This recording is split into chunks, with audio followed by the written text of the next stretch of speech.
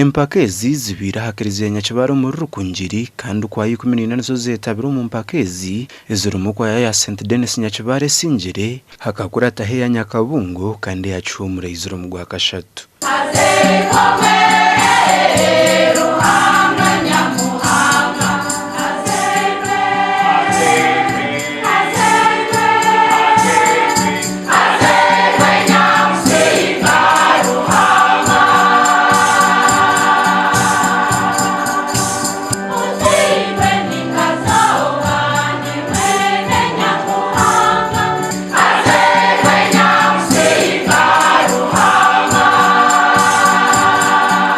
Father Baratazari ndi umugabe obiratebekanise Empaka nagira ngo abashija betabira mu Empaka babire bace ecyabashabira kwejumbira mu Empaka umwaka gurukwija.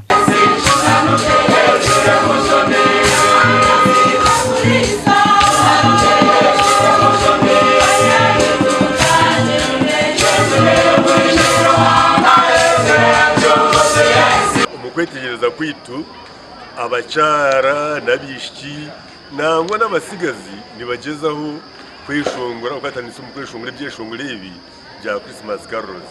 She nambaye abashija ninje nabwije kwino muri mu muhango nabo kubegesa kugira bakabatanisa nipe kurangu bayikiza ubutumwa bwabo bwo kurangira amakuru marungi bari kuraba mu byeshongora. Music ndajumanya ndamanya ikiri kumanyisa kuzakora practice yo kwija ahanuya ahamwore mwebarekwe hayo mwebarekwe gura maraka gustino mwishira natugambira umuntu wano rukweshongora kurunja yihire aha mutima kwimisa mukama nabana shona nobwe owayeshengereza emirundebire. Baba mwabetabira mu Empaka no bagira ngo betegwire kweshongora hizo bari ya Noohiri omumakereleziya gabo ngo kande nebija kongera mamano mu kweshongora.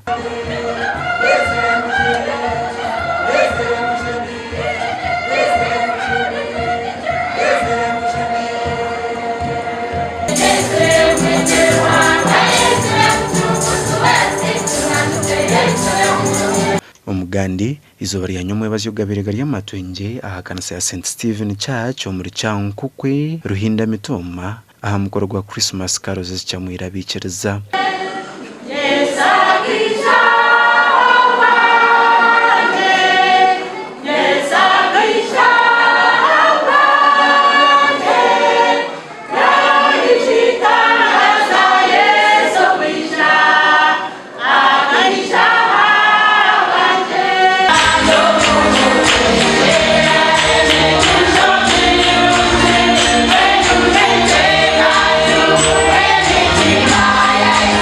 Entebekanise jibirigendiro kora kasike cyo chukuru ecyo kuzakujaguza uburo kubanza rwe sande rukwija.